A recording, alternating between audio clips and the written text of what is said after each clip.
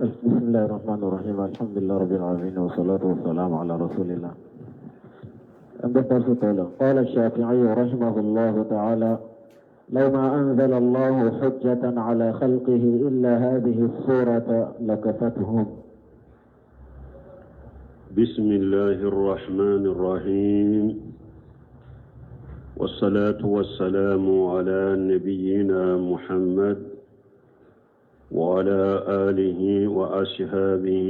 وسلم تسليما كثيرا. سبحانك لا علم لنا إلا ما علمتنا إنك أنت العليم الحكيم. أستغفر الله الذي لا إله إلا هو الحي القيوم وأتوب إليه.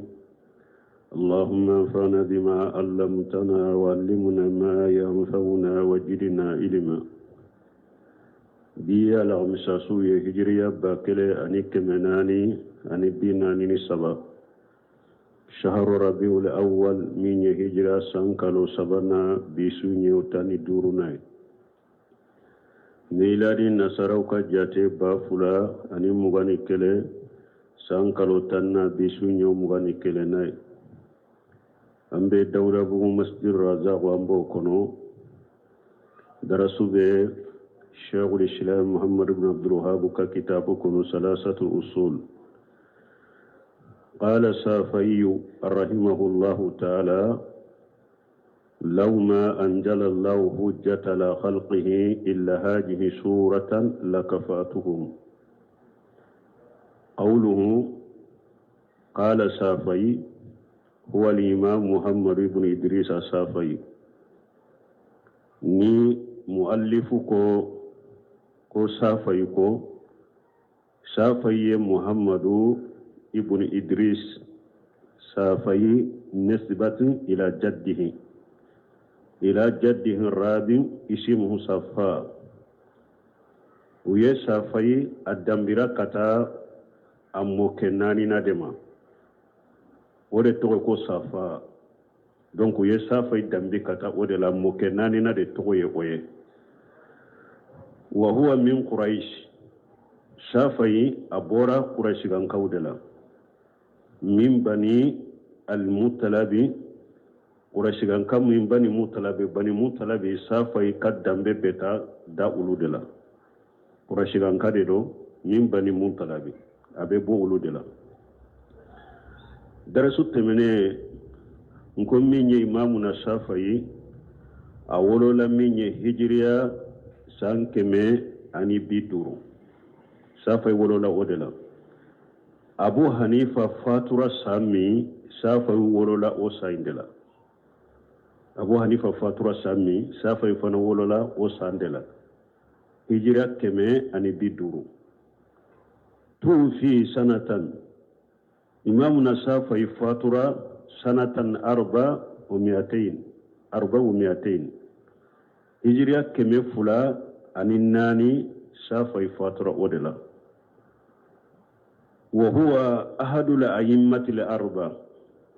عليه أيمناني ندوده. وقال هذه المقالة أين كمفو لأن الله بيّن في هذه السورة.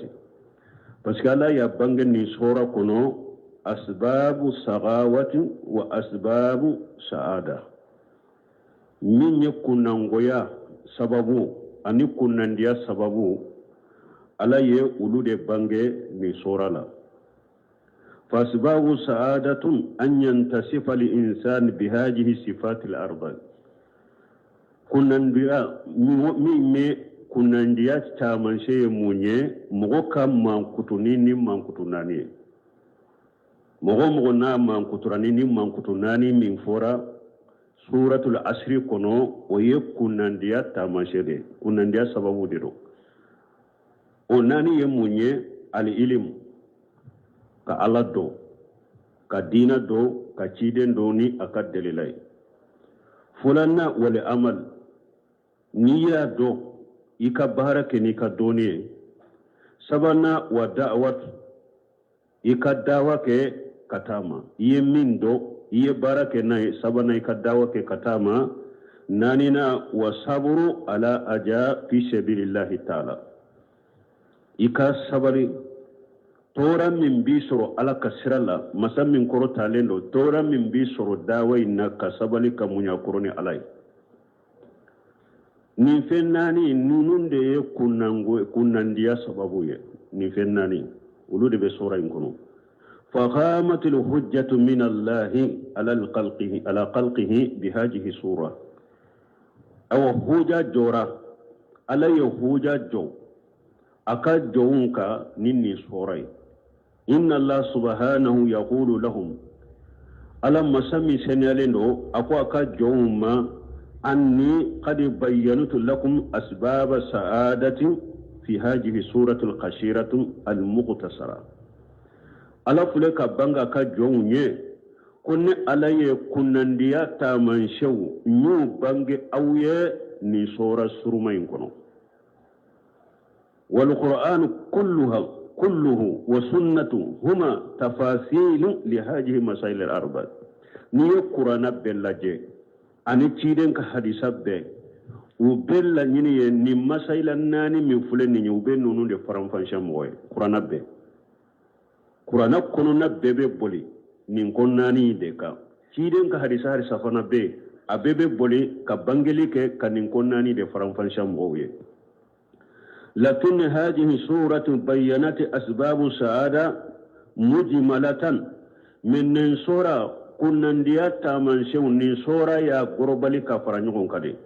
fa qamat bihi al hujja ala al khalqi donc hujja jorani oye damfeunka وبقية النصوص القرآن والسنة مفصلة ومبينة لهذه المسائل الأربع أو قرآنك سورة تو قرآنك قلو تو أني تيدنك حديثا بنا وبيننا أنا كفران فانسيا لك كبانجلي لك كان مسائل ناني دي فران فانسيا كوبانجي قرآنك آية تو من بنا أني تيدنك حديثا بي وبيلا نيني يدي kan nin konnani de faranfanshiya ko bange anye walaysa mana kalama shafai anna hadhihi suratu takfi nas shafai ka kuma lanyini tede ka funni sura bin muwassa harni qur'ana aya wore mana ube ne hadisa wore mana lanyini to ya bolo walau ma anzala lahu khairaha shafai kan lanyini te kunni sura be wasake harni alatum manni sura tanajigi lakinha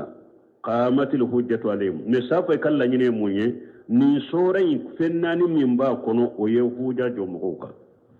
lanyini yode me lanyini te konni sura tumbe wasaka hari ni fengore majigi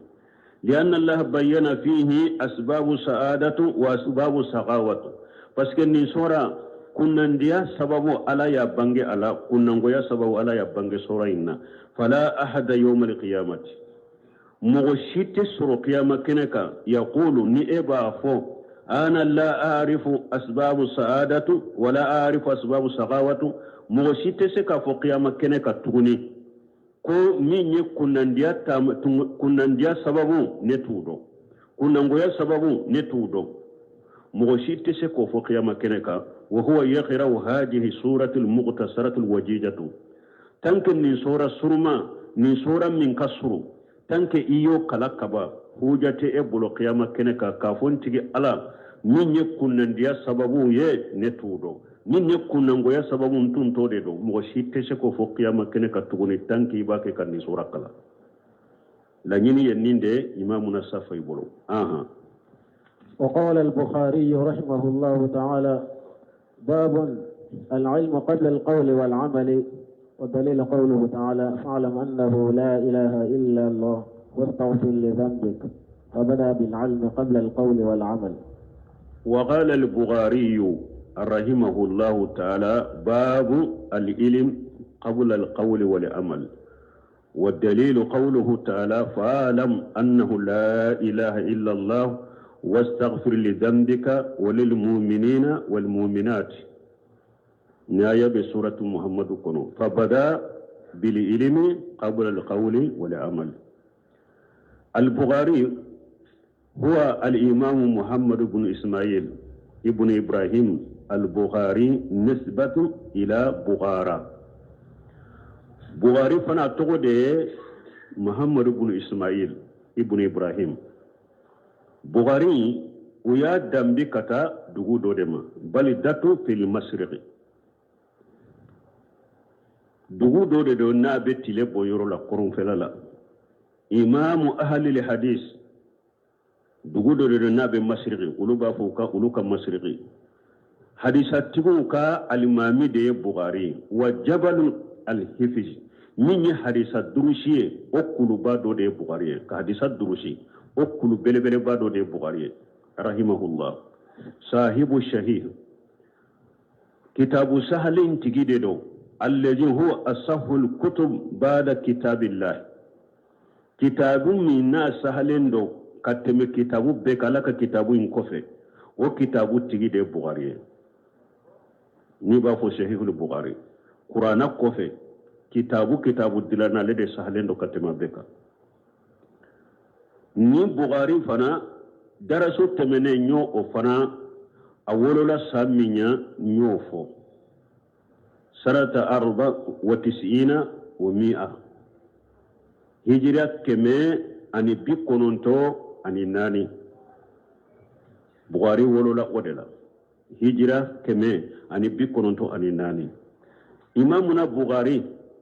afatura dugu dole la ubafo qartanik balidatu ala farsaghain min samarqandi dugu dole dugu fitini de ani samarqandi farashighi fula bukhari fatura yoro de la laylat idil fitri minye sallincini suyere de bukhari afatura sanata 56 wa 200 bukhari fatura hijra san keme fula ani biduru ani woro bukhari fatura odela hijra san keme fula ani biduru ani woro afatura odela qawluhu bukhari ka kuma min fulani yanna ko al ilm qabla al qawl wal amal لأن الأمل لا ينفع إلا إذا كان مبنيا على العلم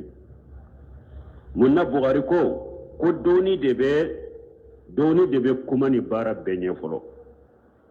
san e kafo ko beke laseli kala dina la ibeke kuma kala dina la san e kafo ko beke ala batola ni bara nyuman kala kalande folo doni kala de folo karke doni ke baga de folo doni debe nim fula benye wariyo de fo doni debe nim fula benye parce que bara fule la yanfau illa idha kana mabniya ala al-ilm barate hada maden nafa bada fona ya sorabe doni deka barate mugon nafa fo ka sorabe doni deka amal al-mabni ala jahali bara niya ke jahiliya deka fa innahu la yanfa'u sahibahu wa bara yin ta tigi nafa bal yakunu wabalan wa dalala alayhi yawm al-qiyamah wa bara bekima balawde bekima doni de yani filibantiya qiyamah فلا بد أن يقدم تعلم العلم قبل العمل كاري تالا فو هذا مدى مين يدوني منيني كاكلا فو يكود بلا باراني فو كلان دي كبلا باراني بل ونيا أنك جمانا ونوني نيني ebe alaka kurana aya fo ibe ciden ka hadisa fo mogo doba ka haklina bara lebe ta haklina kofo ne ka haklila waye fendon baliya ni jahiliya de nin ko sugu min fure hada madewum bolo wode ahlul kalam nin de yusro ahlul kalam ulu yuka hakli de bara kateme delilaka nu ko ahlul kalam ulu be dina ko kenu ka hakli de ni aya munu fora hadisa munu fora nani ulu ka hakli na tawye nyogon tawbe bara kenu waya sugu no hadisa sugu ni aya ni hadisa na ye min fo ani min bi luka hakili la uka hakili ye min yirula anu mata kelenye imma ina aya in tawili imma hadisa ina sahara ina tawili ka koroke togore hadisa in koroke minye ube nu be sega hadisa illa fu ina fu hadisa Allah fu len ute swama ode yusro donc harama de be doni de bila baranye ani kuma ibe doni de bila bara nyani kuma ni ma doni bila bara ni kuma nye dro ibe bara ke na beke jahiliya de ka o bara sugu yi ka doni de o bara sugu yi ka fili bantiya de yomale kiyama don la budda hada maden ka kalande ke folo sani ka bara ke qawluhu nako wa dalilu ako dalilay munye ka fo doni de be kuma ni bara benye adelay munye ay ala hadihi tarjama bukhari ni tarjama minke ko al ilmu khawla al qawl wal amal adallay munye qawluhu ta'ala adallay alaka kuma de fa'alam annahu la ilaha illa allah ala ko ka do de folo ko bato fensite min ka bato tieni ala terempewte wastaghfir li dhanbika o ko fi ika ala dele ala ka yafi mai ka junubula haysu bada bil ilmi ni aya kono ala fule ka damina doni de la fa'alam akwai ka do de folo a do de folo ko bato fensite min ka bato tieni ala terempewte wa qawlu ta'ala wastaghfir haja huwa al amal na koy ka ala ya fadeli nin fule barade ala ya fadeli ye barade donc doni de be onye ala ye ala e doni de fofolo o ko fe ako wastaghfir li jambika ni nye barade donc doni de bilala nye ala do de folo ni ala do de folo o ko fe be barake ka ala ya fadeli haja huwa al amalu ni nye barade فبدا سبحانه بالعلم قبل العمل الا يدا من الدون دني فلو باراني لان العمل اذا كان لا جهل بس ني دوني بارا ناكرا جاهليك فانه لا ينفع صاحبه اتاتيغي اتنفع ني بارا كرا جاهليه ديكا وبارا سوتا تيغي نفع فبدا الإنسان فيبدأ الإنسان بالعلم أولا هذا ما ديكا دامنا دوني دي لفرو ثم يعمل بما علمه وكفي يمين دو يكبارك ناي هذا هو الأساس نين سيباسي ماي نين لسيري كلا دي فلو دوني دو دي فلو وكفي بي بارك مي كان بارا بلا دوري ني بالا بلا دوني ندرو إبي بارا چامانك abe kima balaw yere ni ewa filibanta yere ni doni yere de kallagara odi yato minye Sheikh Abdulaziz ala Sheikh afana ka salasatu usulu tumami akumana ya ayeni yoro sarahu ako jahiliya banade ako awde yato ko bul khaymu ko wal jahalu da'un qatilu wa shifauhu amrani ko bul khaymu ko jahiliya fulede ko banade do na ba tigi faga ko jahiliya banade bana mimbe atigi faga me ko o banai jahiliya bana ko furai munye fen fula fi tarkibi muntafaqani afurai fen fula de fen fula mi nu e wa udalen be nyogonka bebbe nembe o ko fula la fana ko lu de jahiliya furai نص من القرآن والسنة فين فلان يموني جاهلية أفرا جاهلية بنا من بعد تيجي فقا مي أفرا يموني فين فلا وفين فلا جمعي قرآن أني تيرين كسنة كقرآن كلا كودو كتيرين كسنة كلا كودو نونون دي فرا فلا نوب جاهلية بنا فرا كبو مغلا والطبيب جاك لآلم رباني mais nun ko qur'ana ye jahiliya furay sunna ye jahiliya furay e yere de bi yere kala qur'ana lawa e yere de bi yere kala sunna lawa wada yatu bun khaymu ko wattabibu min ni qur'ana ani sunna de jahiliya furay dogotoro ye jonye min be se ki furake ni qur'ana ani sunna ye jaaka li alimu rabbani alaka doni ke bagaw ulama rabbani alaka doni ke bagaw donc olu de ye tebibin ye olu de ye dogotoro ye nugu fura ni qur'ana nugu ka jahiliya fura ka boila ni qur'ana ni sunna nugu la kala ufulala أعلم رحمك الله أنه يجب على كل مسلم ومسلمة تعلم هذه الثلاث مسائل والعمل بهن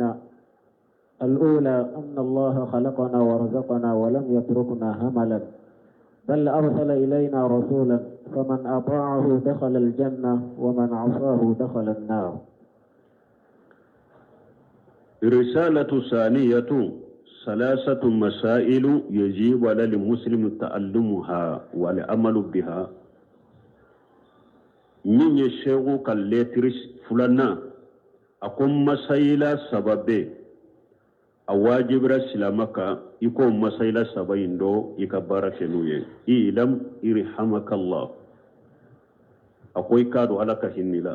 قوله إعلم هذه الكلمة قلنا فيما سبق من كلمة من فلان ينعفو كتمه أنها كلمة يؤتى بها لاهتمام بما بعدها. كلمة بفوية دي برو من بنا أكوفي كلمة ينكوفي كي حمد ولا نيكو إعلم أباك كي حكلي جيدي إكادو ناكو إكادو أكورو دي من بنا نينكوفي إكا حمنا إكي حكلي شغانوفي ومعناها تعلم وفهم وتيقن نقول مني أدو إكا فهم إكا دنكني أناي إلى مكرونين أدو إكا فهم إكا دنكني أناي. قوله أرحمك الله هذا الدعاء لك برحمتي. شيخ محمد بن عبد الوهاب يدعو كي يدعو على كهنا. وهذا أيضا كما سبق في أن المؤلم ينبغي أن يتلطف مع المتعلم. ninya irana nya fu kateme ko karamogo akaka ika hinna ika kalandena kanu ya ira ika kalandena wa an yadu lahu ika duau ke ika kalandenye wa yuraqibahu ika kalanden lakanu kata doni nyinina fa inna haja min ajami wasail at-ta'lim. sira bele bele ba mimbe na be ke sababu ni kalandembe kalan kala ka do de ninye ka hinne ka kalandena ka duau ki ka kalandenye sira bele bele bado de wasila bele bele ni sira bele bele bado do na be kalanden wole kata doni famuli nyinini mani ka doni ka do ibolo. ولا ينبغي له أن يقابل المتعلم بالقسوة والشدة والقلة. أمانك كرمو إكيكا كلاندين كمبي ند سكونجاي أني جليا أني كاكو جرياكا أمانك كلاندين كمبي ودي لأن هاجا ينفر عن العلم. فسيك نيو نينك درون نيمبي كلاندين يرب بولي كابودوني لدي أبا بولي كابودوني. ثم هاجا أيضا وكفل ني تغني يدل على نصه من سيغي دعو استوى من فلان نيه دلولاي كايرانا كل شيء محمد بن عبد الوهاب مغو كونن جا بغدرو كتابما رحمه الله أبا يرانا كم مغو مغو من كنا جالندو وأنه يريد النصيحة والمنفعة والتوجيه سديدا بس أبا يرانا كوغتي بي abala nyini ka konnan jake mugawiye ani ki nafa ani ki bilasira limintile lelo min bonni ndeira akalla halada. wa qawluhu nako annahu yajibu ala kulli muslim wa muslimati akoko wajibira silama kelen kelema ani silama muso kelen kele ta'allum hadhihi almasail salas danki yes silama de silama ke be silama muso be ko awajibirika masaila sababina fo ikan nunu fanado wal amalu bihinna niyudo ikabarake nuwe. qawlu nako annahu yajib al wujub ma'ruf inda al usuliyina wajibi munya adonen de usuli tigun fe wal wajibu huwa shay'un alladhi la budda minhu wajibi kore munyoye komi na fora koy kake de akeli ka wajibi de. wa qad arafahu al-usuliyuna bi annahu ma yusaibu fa'iluhu wa yu'akhibu tarikahu. usulitiku ko wajibi mundo min niya ke be baraji soro men niya to be jurgu soro wajibi yeninde niya ke ibe baraji soro niya to ibe jurgu soro. وأصل الوجوب في اللغة من واجب يرفنا لسري من اللغة الثبوت والاستقرار. لغة واجب كروية كو سبتي عن الدومري كفين سبتي يغال وجب كجا أي سبت واستقر من لغته كقول واجبرا أقرد كوا سبترا قال تعالى في البدن ألا يفون يامك كباريالا فإذا وجبت جنوبها أي سقطت على الأرض واستقرت ميتة بعد تجكيتها نقلكو وإذا وجبت جنوبها أقرد مني ناين يامك كانسو أبنا دقما السبترا كبدقما كسبت دقو كلوك أسارا أتكنت لنكو في أسارا كسبت دقو كلوك ولا أيا بصو فكلوا منها واتئموا أيرك فين دولا أكمغو لدموني دونك تنك أبنا كسبت دقو كلوك كاسا وجبت كورودين كفين سبتي فقوله يجيب ناكو أواجب يدل على أن الأمر ليس من باب الاستحباب نيا يرنا كو كوينت كو كانوني يتغني دي من شاء فعل ومن شاء ترك كو بنا ني مسألة سبب من فو مستحبوت تغني دي تنك ناكو واجبي مستحبوت تغني فين كانوني تكافوني أكاديه إناك نا منديه إنا توي كوينتو تغلا بل الأمر من باب الإلزام من الله سبحانه وتعالى كل واجبي دي كبو ألفه كلا واجبي إيكا فويكا كري ليس هذا الإنذار من قبل الشيخ أو واجبي من فلان يناكو واجبران كان كان نم مسألة سبب وانك بارك نوي واجبي مبو شيخ محمد بن وهاب ومبو فويرولا دي واجبي مبو شيخ محمد بن عبد الوهاب في كان شجرة دي وإنما هو من قبل الله عز وجل واجبي مبورا على دفع كان أما فيما أنجل في كتاب والسنة من الإلزام العباد بهذه المسائل علي من جيجي قرآن كنو أني تيدن كسنة كنو كن مسائله سبي كو واجب هذا مدونك ودوك بارك نوية على يرد يا واجبي أنك قرآن السنة لا مامور بن أبواب تري على ده واجب أنك قوله ناكو يجيب على كل مسلم ومسلمة ناكو واجب ريا سلام كلن كلن كان سلام مسو أي يجيب على كل ذكر وأنثى من المسلمين أواجب ريا كلن كلن كان أن مسو كلن كلن سلام ولا سواء كانوا أحرارا أو عبيدا نينشين نمسو أو كرا هورون دي يوي سوا جون دي يوي سوا أو جكورا أو إناسا تو دي يوي سوا مسو دي يوي سوا من مسائل ناني واجب ربيدك وككل بارك كنوي لأن المرأة تشارك رجل في كثير من الواجبات فسيق مصوفله واجب تامن بي أواجب ريا تيوكا مصوفنا فرلم بي تيوكا ولا كو تامن بي أواجب ريا تيني مصوف بيدك إلا ما قصه الدليل برجال فني الدليل نانا كتيو كري كراني واجب من يكا مصوف سيمبولا فإنه يقتص بهم دونك بكرة كراني تشويه مثلا وجوب صلاة الجماعة في المساجد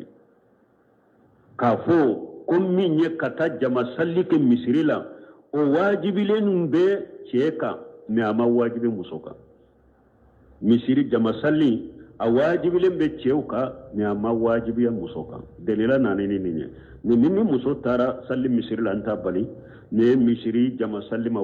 واجب را تشيكا وصلاة الجمعة جمعة سلي فلي أما واجب يا مسوكا أواجب راتشوكا أما واجب يا مسوكا من مسلم من ترى جمعة سلي الدغرية إكتا نعم واجبك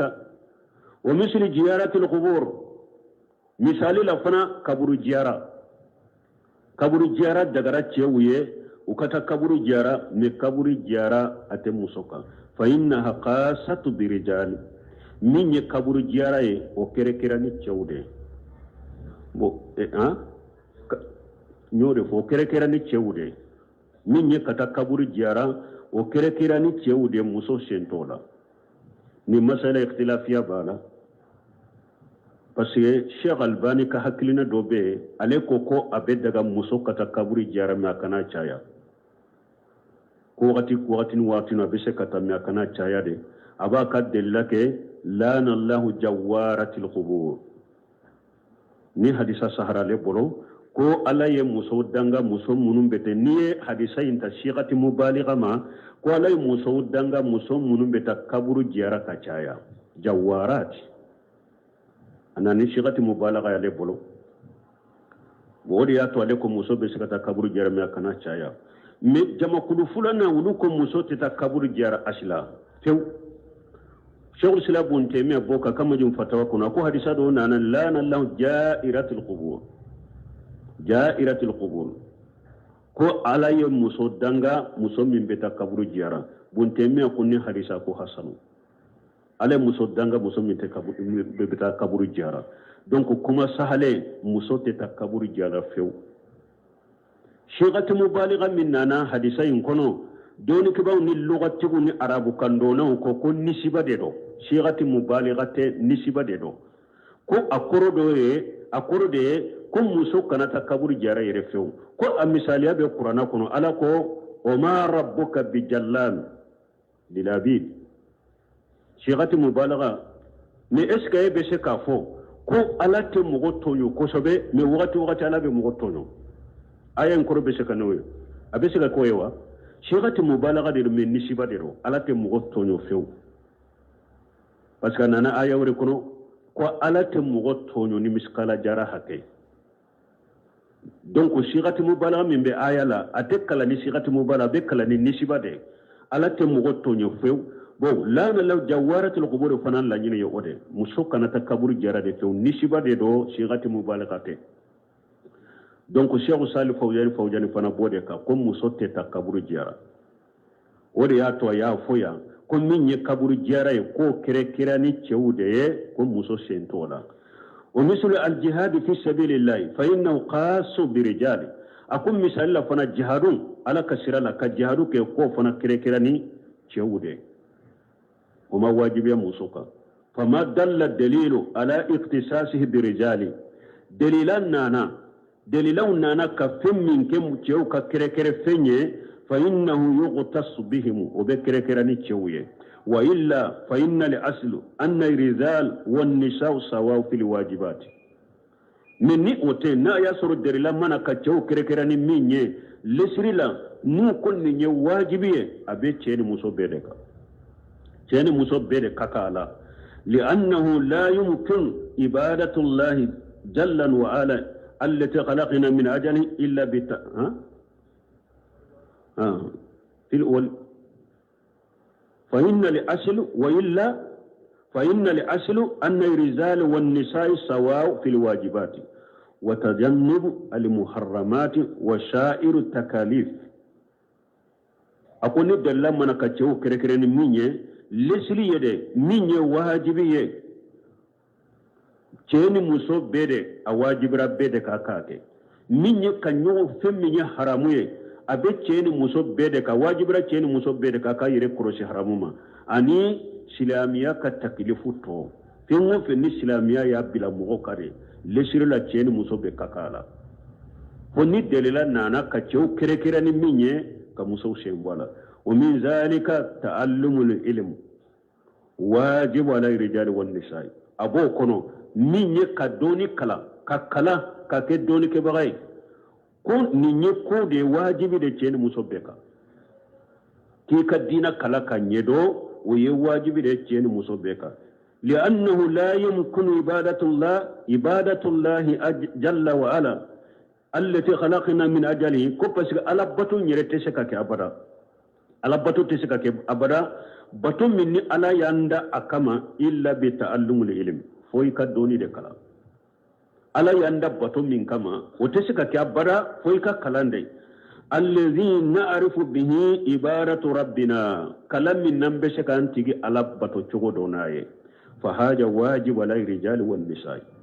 kalam min ni bi ala ka bato chogo donaye o kalan sugu ye wajibi de ceni muso beka anye ta'allam umura dinihum la shi'ama umurul aqida ceni musobbe fo uku ka dina ka konyo kala kudore kuma mana aqida ka kola aqida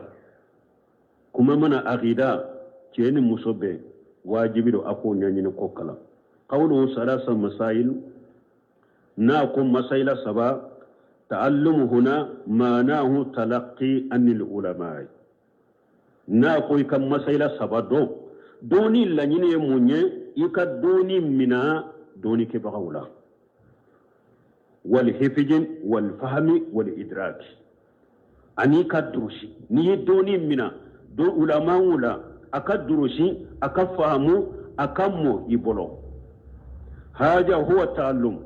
وبافو نيند مكو كلام ليس المراد مجرد قراءة أو مطالعة حرة لا نينيتي كا ايري كا فين كالاتي وبي إيكا مطالعة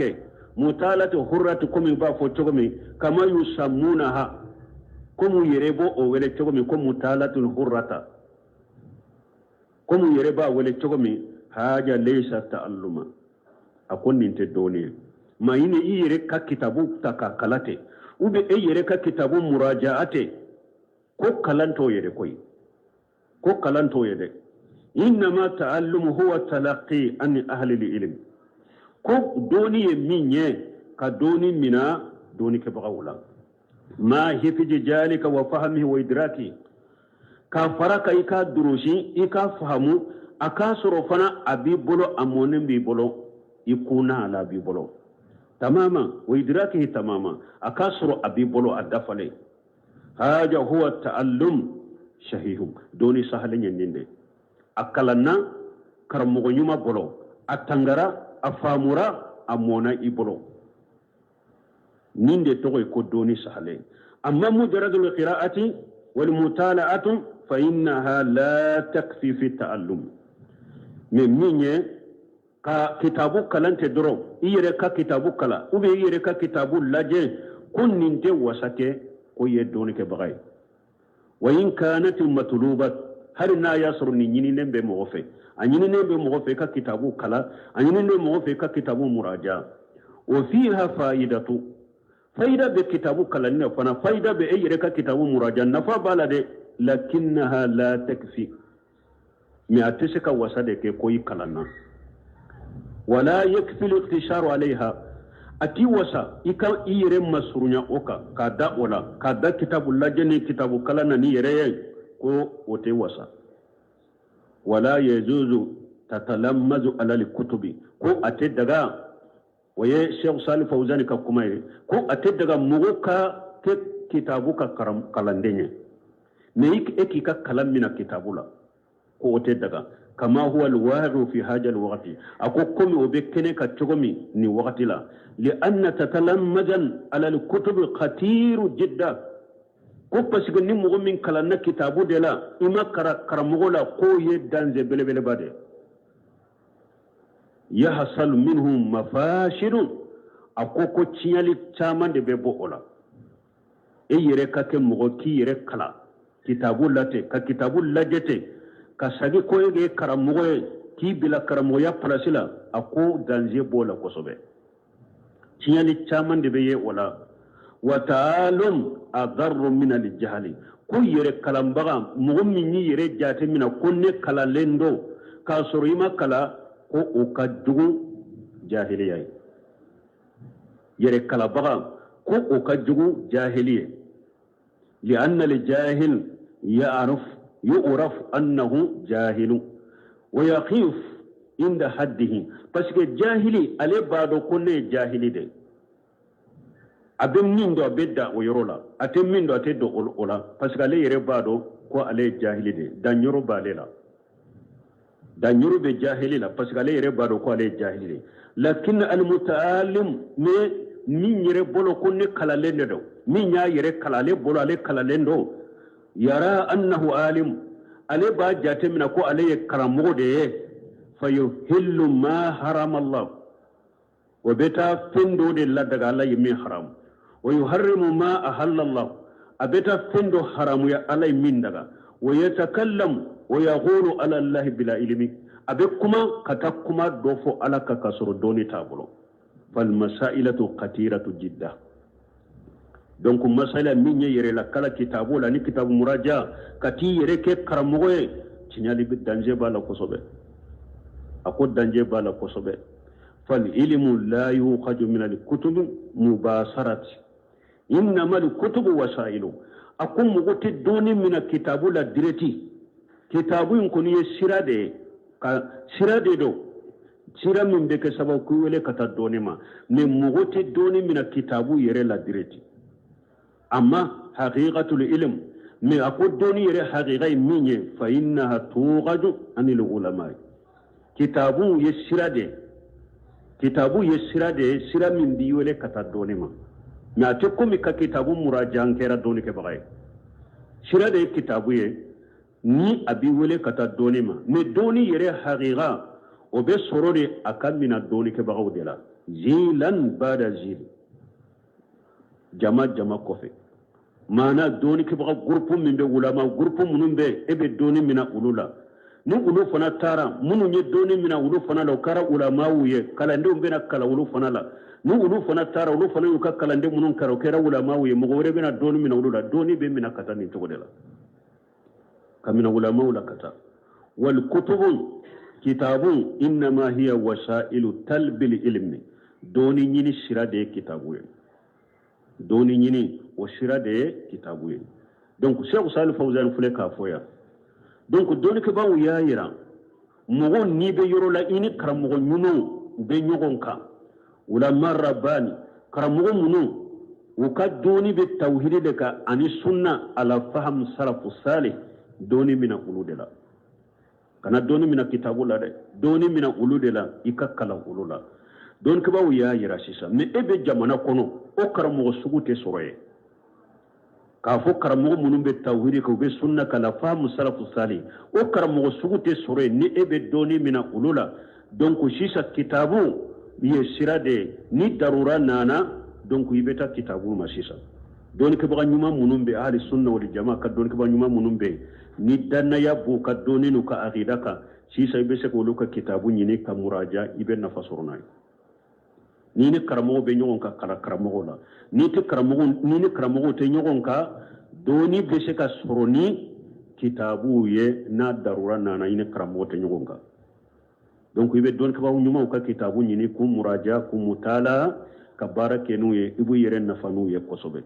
o da su Cheikh Salih Fawzan ka kuma wore la della kafo ako mogo min be doni ta kitabu kono ako misaliya be komi ani mogo min be kara mogo bolo kara mogo nyuma bolo ka doni ta kara mogo bolo ani mogo min ye doni ta kitabu de kono ako misaliya be komi de mogo min na ale banana doro abeta dogotoro nyuma de laje dogotoro ba laje ani fura min kaka dogotoro ba taka dama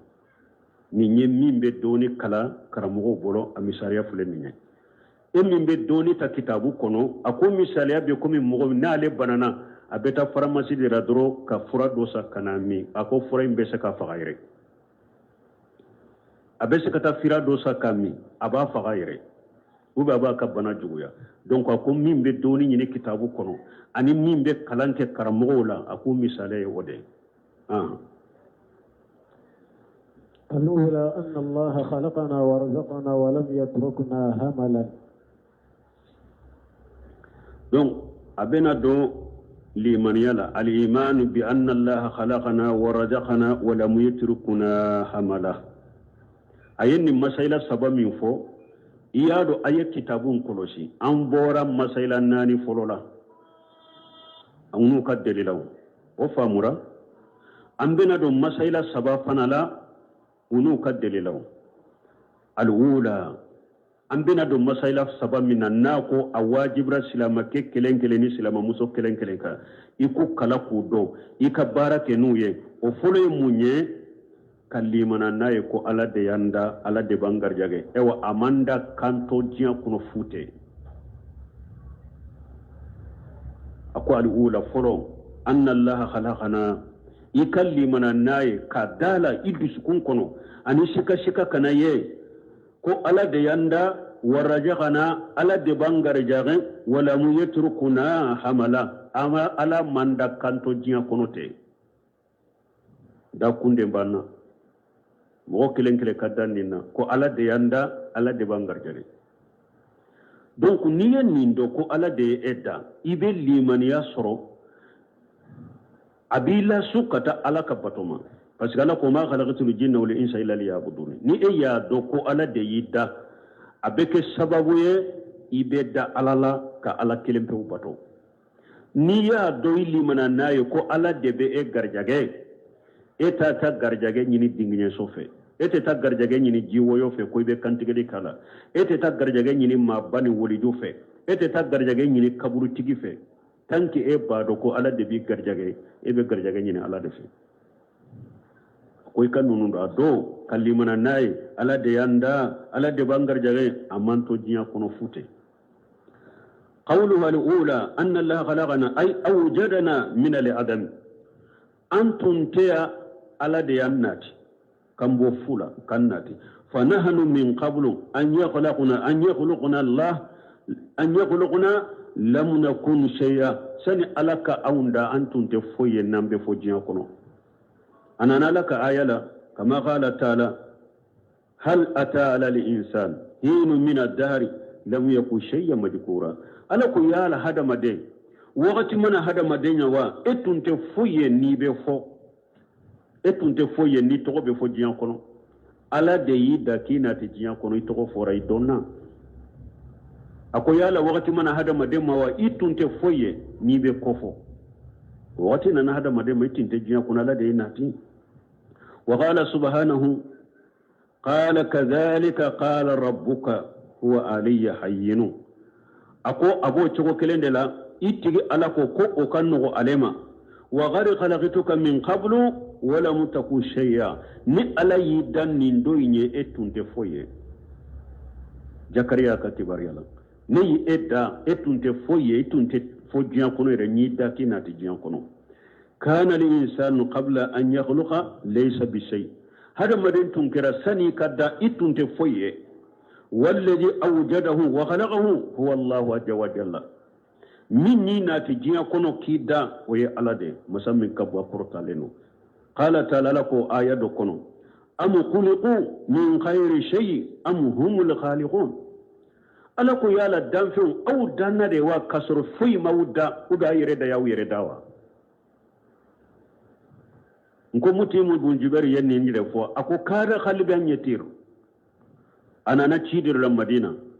wa yasru rasuluhu hudabiya sarti bunu ciden ce nyogon kelente ana na cido la madina abenala ciden benni sura karasur asera ni ayama suratu turi kono amu khuliqu min khairi shay yala danfun dara de kasro fuyi mu dawa am humul khaliquna ubu yereda ako alayen nin kuma ma tora soni da leddu sukun kappa kabwa kono tani ayelli man yamin fida du sukun kono atara ciden fe kaliman yamin akado silami adina kono danfen bejiya kono yala nin danfen nunun dara kasoro fe mu dariya ha dambaka bula ubu yeredawa nko abu hanifa huwa jakiyu mo hakili madedo dondo la cedo na abu hanifa ma ko mumba ayira auna ko alabe ko mumba ayira na ko alabe abu hanifa ya kumbiri akoy jofolo ko do be ne bolumba fe kamira la ko ye munye ako baton de fule baji kono afale minana mi mo shite baton kono baton yere fana bina garina yereye kam minan de sarase kabwa yerela kasagi kasira mina kata ako abu hanifa me sire hakili be obesika ke chukudi o abu hanifa ko mado e ka hakili la nimbaji fule aji kuru be nyogon goshi sanka ba wulon fule an sanfe duguma ko lolon fula fensilen fula koron iru fule ne fule e fule nunun be sika ke ni yere chukudi ni damba tula a jolen ko ashhadu an la ilaha illallah wa ashhadu anna muhammadan rasulullah aye ser kuma fula fa donna dina kono donc ya lawo dan fin mu dade wa ubu yere da qawluhu wa rajaqana min yashaqu ka kuma na ko kwala da yangar jari lamma kunna nahtaju ila rijqi ila ta'ami wa sarabi wa malabis tuma mi hada maden kera ambe hataga kata dumunima ambe hataga kata mijima ambe hataga kata donfinima wal masakin ambe hataga kata ewa soma والمراكب أمبي حتى جاء كتاي لنا كفيوما والمصالح أني كوكوي أنك نيالي بكومنونا علم سبحانه حاجتنا فسخر لنا ما في السماوات وما في الأرض ألا ينك حاجو دو كوانك حاجو بدلون نونونا دونك نيما من بسانكبالا نيما من بدوما كلولا ألا يقولني كله لمصالحنا من أجل بغائنا على خير الحياة ألا بعد أنك مسألة بفيوم فينا ألا يقولني أنك مسألة دم في منون بسانكبالا دم في منون بدوما كلولا ألا يقولني أنك مسألة كما كدلو أنك ينما يلامبي ينما منك جيا كنو ومن أجل أن نستعين بذلك على ما خلقنا لأجله وهو عبادة الله سبحانه وتعالى mais nema fule sankabala nema fule duma kolo ni ala ya be kolo hada madenye ka akanye ambe nyanama ya minke jiya kono ka akanye pour ambe shek aka anka jiya nyanama ya kenaye chogomi ake kunye munye pour anka nyire demeni ni nema nonu nye fenka ala yanda min kama minye ala batoy nema dara hada madenye sankabalon fule duma kolo fula ko alla nyini yede ika ala kan nema inkede aki deme fenka la yidda min kama minye ala bato dumuni kunyere ika dumuni ke dumuni nkake sababu ki deme bato la miji kunyere ika mini nkake sababu aki deme ala bato lila fini ndo kunyere fini ika do akake sababu aki deme ala bato la وما خلقت الجن والإنس إلا ليعبدون parce que jinna ni hada mare madda foy kama ni batote nema beddugo koloka sanka bolon fulala ni ala ya da hada madenye akunye de akideme fenka idara min kama minye batoy qawluhu wa lam yatrukuna hamala minye muhammad ibn wahhab na ko ala manto yete al hamalan huwa shay al muhmil al matruk alladhi la yubaw bihi hamala kore munye ni ye fendo bilaye ka tote ni mogo makotala hamala kore ninde fallahu khalaqana wa rajagana li hikmati ala ya anda kangar jage kodo de sababula ma khalaqanan abasan wala suda ala manda tilunke kama ala manda kantoete qala ta'ala ala ko masamin korota lendo afa hasibutum annama khalaqnakum abasa wa annakum ilayna la turja'un ala ko yala aw ya miri de wa kunne ala ya aw da tilonke de kama wa aw ya miri ko te sage kanani ala malagara de wa ala ko musammi sene alenu aya hasabu li insanu an yutraka suda yala hada madaya miri ka jigide wa kunne ala yida kibla jiya kuno tende wa alam yakunu tufata min mani yumna yala ede tunte ete mani jiye mani mi ni cebe mani min na babo muso ka densen kono eto da yawa summa kana alaqatan o kofi o mani ji kera joli min be dilo den sonna fa khalaqa fa sawwa ala ya da kadala kenye ema ke odeya masam min yin ninke wala be sheka edda chogodi kito jiya kono te kuibi sagoke wa qala lakum وما خلقنا السماء والأرض وما بينهما باطلا alako sankabawolon fula dugumakololon fula ni ala ma nunun da fude sankabawolon fula dugumakololon fula ani min be sanni dugu cɛ ni ala ma nunun da fu uma da gansa de zalika jannu alladhina kafaru aw mugo munun kafiriyara ulu ka bisikiya anu ka jigiya yo ode kafiru nyana ni sankabawolon fula dara dugumakolon fula dara nimbe sanni dugu cɛ kafiru nyana nunun dara fude doro bekita ke konnan saraw ya banne qiyamate ode kafiru jigiye kafiru yode meri fa waylu lil ladhina kafaru minan nari awa alako halakinu janga katabe kafiru ye halaki juma jahannaba tasma jahannaba janga katabe dum uye allah inma khalaqana wa khalaqa lana hadhihi al-arjaq ala ya aunda kanin garjagin da aunye wal imkaniyati ani koko ni ayama fanci anye jiya kono ala yennim beke hada madenye li hikmatin azimati ko do belebele ba do de sababula wa khayyatin jalilati ani dayuro minna akabbu kosobe dan de be nununa le dan bele ba de be nununa wa hiya an na'budahu subhanahu wa ta'ala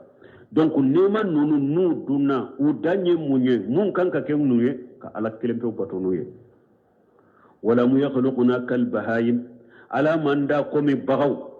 allati khuliqat li masahil libadi bagamunun dara jon ka ko nyana boli kama summa tamutu wa tajhabu o ko fe bagay be sabetate hada maden to yede li annaha laysat mukallafat parce que bagay fu silamiya ka donite aleka wala mamuratu wala manhiyati bagay nyamara lente ala fe konnin ke bagay mbali lente ala fe konnin toy inna ma khalaqana li ibadatihi ala ye aunda kwanka batode ama aunda kome bagaw chokode aunda rabbatode kama qala ta'ala kumi ala ya fu chokome wama khalaqtu lil jinna wal insa illa liya'buduni ala ko jinnani hada madem madda foy kama fo ukanne ala bato na cogo dola sarahu dola tawsiri dola illa liya'buduni illa liya'muruhum liya'buduni mu dafu kama uda kunye de purun kawunya mariya akem batu tawsiri dola sarafu doya tawsiri la liya'budu illa liyuwahiduni dina ne hada mare madda foy kama fo akanne alake kelenya akana foy batu ka faranne alaka ma uridu minhum min rijqi ne alama garjage nyini hada madde fe wama uridu an yutimuni nema nyini aw fe kwa ka dumuni nyini kana di nema ne alama killa dumuni wama nyina aw fe de min nyini ne aw fe we bato de inna allah huwa rajahu ala de garjali kelay du quwwatil matinu ala de fanga tigi min ka fanga ka giri wala mu yakhluquna li hajili hayati dunya faqat naisu fiha ala manda ninja nyana ma kama ko an kana balo an kana nyana ma jiya kono te ala manda fana kama koy ونسره نمره سوما أن تانا نيري يرو من كداني ولا فانا تانا نيري يرو من كداني ونأكل أن دمنك ونشرب أن نمي ونتوسو فيها أن يروى بين كجيا كنوتي وليس بعدها شيء كسر فويتو كوفي ألا من دو كمال وإنما الحياة مجرعة والسوق للدار الآخرة نجيان ينما يمين فلن نجي lagara ikallagara foro de furi boro furi kallagara sugu de la ni ye min sene ni jiya nyama kono ika hayatu in kono ibeta o de tige lagara ni ye min fere jiya ka sugu in kono ibeta o tono de soro lagara ewa jiya ika lagara sene ke foro de jiya ika lagara sugu de o de ka jiya ika lagara nyini jiya de kono ima da jiya kama de jiya damu ni jiya yurwali ni jiya nema min fule ni nyema daw kama de netajawwadu fiha bil amali salihati anka sure fana anka ewa sure fana ta ni jiya kono ni bara nyuma uye summa namutu o kofi ambesa nanyi sure fana ta jiya kono ni bara nyuma nanyo kan sure fana kota o kofi ambesa wa nantakhilu minha ambe wuli kaboni jiya kono summa nubasu o kofi qiyama ala bankunu summa nuhasibu o kofi ala ban fese kan kolosi wa nujaji bi amalina ala nansara nan kabarawe هذه هي القاية من خلق الإنس والجن أو الجن هدمرين الجن داكم فلي والدليل على ذلك آيات كثيرة دليلا من بين أن آيات شامان ديدو تدل على الباس والنصور والجزاء والحساب آية منا نقرأ نكونو نابايرا نقوم بكونو أم ببوكابرو كونو أم بسرا أم بكولوشي وآية كتاكرا نكونو والعقل يدل على هذه على حاجة أو هاري حكلي نما فنا حكلي نما بمغوم ولا حكلي فنا بويرانا فإنه لا يليق بحكمة الله سبحانه وتعالى أمانكا نألك كودوني مسمين ناسين يلين وقرط يلين أن يخلق هذا الخلق العذيب ألك نندم في كبكولون دا وأن يسكر هذا الكون لبني آدم ألك نفندل لمنو فلنيني ألك ألوكرو هذا مدني ثم يتركهم وكفي ألك هذا مدون توي يموتون ويجهبون بدون النتيجة ألك هذا مدون توي تي وكسا وكتا كاسرو اوا netijina tala sara tala o be se ka kɛ cogo di ka sɔrɔ kun tala o be se ka kɛ hajan abasu ni o kɛra o ye tilonkɛ dɛ fala budda an tajharu nata'ij hadhihi al-amal la budda nin baara minnu b'a kɛ ka kɛ diɲɛ kɔnɔ f'u ka sara ka taa bange an ye de fi daril akhirati lagara so in kɔnɔ ولهذا نند كسو قد يكون من الناس من يفني أمره في عبادة الله وفي طاعته نند كسو هذا مدون دوبي وبو كشي ببا على بطو دلا وهو في فقر وفي حاجة كسر فانتن دو حاجة تجي دو مي أبا كشي ببا على بطو لا وقد يكون مجلوما مدقوتا عليه ibasoro mogoye fana atonolende ibasoro mogoye akorolendo mogo bolo umudiga alayhi kuruli baka wala yanalu shay'an min jajai amali fi hadhihi dunya wotigla mogo kanyana ma yabbeke ne jiya kono te foyi sara uka sara la ute foyi soro uka sara da uka jiya nyana ma yakono ibasoro fantande do haju tigide do akorolendo mogo bake ka koro ne ona tabe abe alabato o korolinna o fantanyina o misigina yayina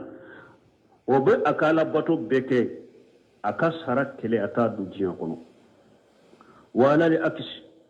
ko be o fana kontere la fana yakunu minan nasi kafir mulhidu shariru hada madendo fana be saka soro jiya kono kafiri kanna gele mo ciyale yasrahu wa yamrahu sogoma yurumin kada beta wala fa yurumin kada beta fi hajili hayati nin jiyan yana ma yakono wayatana am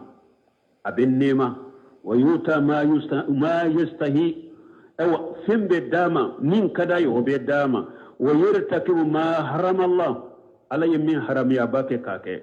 wa yajlim al ibadan abi alaka jon tono wa yataadda alaihim abi yada alaka jonka wa yakulu amwalahum abi alaka jonka nafuludu ويقتل بغير الحق أبي مغفغة قصر تنياتي ويتسلطا أبي إوا بغمانك مغونا تسلطو كاكي مغوكتي ويتجبر أبي كان جلياني ساقوك أبا يري ساقوكي ثم يموت على حاله ما أصابه شيء من العقوبات وكفي أبي ساقوكي جنغا كتا سيتا سرجيان كنو هل يليق بأدل الله سبحانه وتعالى وكيمته أن يترك هذا المتين بدون جزاء يالا ني مغفلا من بين تشغلا alaka hikmane alaka kodon be so chogodi ni ala batola ayaka batoke ama sarasi soro jiya kono ko ni o sara ko ala bo tote lagara sarata bolo o be sika ke chogodi yala nin cieli ke brebela min fule ninye na ya sibe ke cieli late ala majanga kata sujiga ka jiya kono ala be siko fana sate chogodi ko tote ko sarata ye lagara وبسك كتقولي بدون الجزاء ويترك هذا الكافر بدون المجاجات هذا لا يليق بعدله سبحانه وتعالى نمكن على كتلني مسم الناس لقرطة ولذلك من السبب لا جال دار أخرى يجاج فيها المحسن بإحسانه نند قصو على لا غرك سول لباي نابي مغنيون سا نو كان يماي ومشيو بساعته أبي موجود سرا نوكا جوما فناي فتظهر فيها ثمرة الأعمال ولا بارو كإريدون وسرا ببانجي قيامة ويرو لوقتي فالدنيا دار عمل فالدنيا دار عمل جيا كونيه بارا كسودة بارا نيوما كسودة جيا وأما الآخرة فهي دار جزاء من لاغرا ويسرا دوندي جيا بارا دوندي سراتي أفولوري لا غرفني سردون دي بارتي إما جنة وإما النار لا غرسوف لا درون دي إما ينتاري جنة إما ينتاسم فنو ولم يتركنا حملا كما يجن الملاهدة والدهريون على من دا كانتو جيا كونوتي كومي ايوا كان جلو بافو تشومي أني الدهريون منهم بافو كو جيا نينما يمبتوتي دي كتادرو كو جيا تولي koto chokolade wa qalu ma hiya illa hayatuna dunya namutu wa nahya wa ma yuhlikuna illa dahariyuna ko chogodi ko ambe jinyan min kono konnin jiyate foye do be sa doro do be nyanama ya ko ambe to jiyan kono tete doro ko jiyan wulite ni do be sa do be wolo ni do be sa do be wolo ko jiya ko ye ninde kata doro wama lahum bidhalika min ilmi ala ku fuleka nin kuma min fo doni ti bolo nin kuma la in hum illa yajunnuna nin te fo ye ku yere de nin bisika nu yere doro ka fo yala manja ambe nin da fo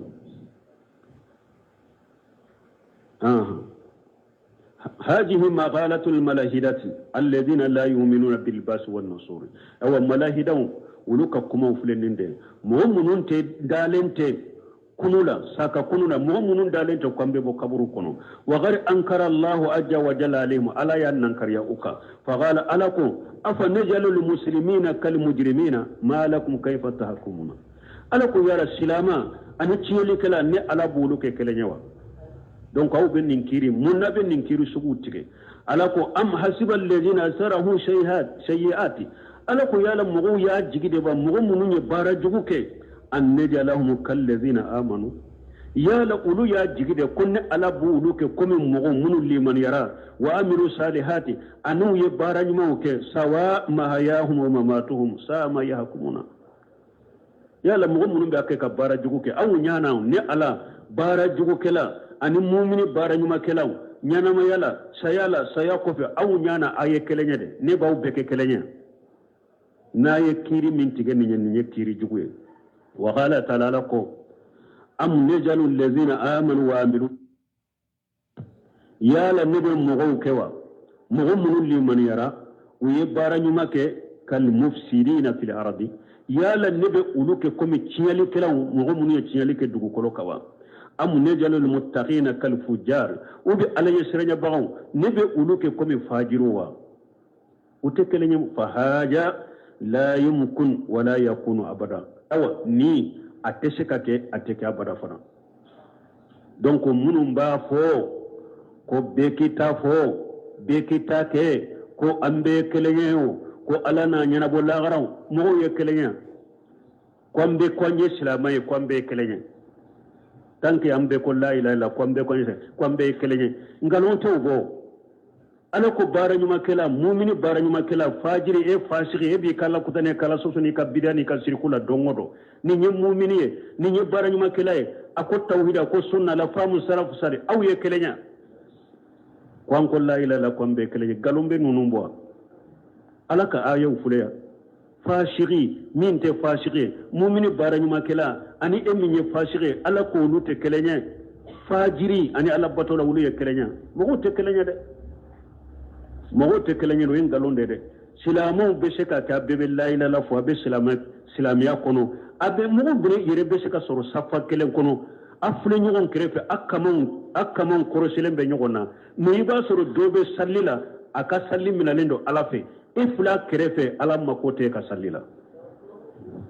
aw ye kelenya wa abebe misiri kelen kono be alimami kelen kofe ise na she ewa korolem be nyogona akama u korolem be nyogona akama nunum be tuse nyogona yere ne iba sura le ka salli minalendo ala be ta sagima aw ba fu mo ye kelenya chogodi mo te kelenya dem balmo ante kelenya de ni mo min be ke mu'mine ka ke bara nyuma kelaye ke mu'mine ka ke bara nyuma kelaye mo te kelenya ala bolo ni ko mo ye kelenya ala bolo be ko mi e ala ka tile bariya yira hakili rete soma ebi ka fashiga ni ka fajiri ala ni nya yire muso ka jiake akasoye e ko jiete e kasoye ko silamiya yire nana ka ko be koro kala ambulo fara nyogon kan sen ka dro haranta nyana je haranta ka damu bo e bo chogolawo nin ko ne bolo jiane kasode eno ye kelenya la bolo ad-dunya sijnul mu'min wa jannatul kafir hiden ko jiaye mu'min kasode ako kafiri de kar janna sodo e yere ya fo ka kuma wala kasigi ko silamiya ko ni nana kan korode an kan sen fara nyogon kate an tanyana je foy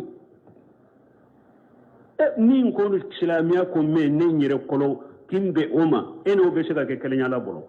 atekle ni yo o miri kata alama yi ala e wajjate kata tile bariya de ma ala toye min be tinya nyini kaka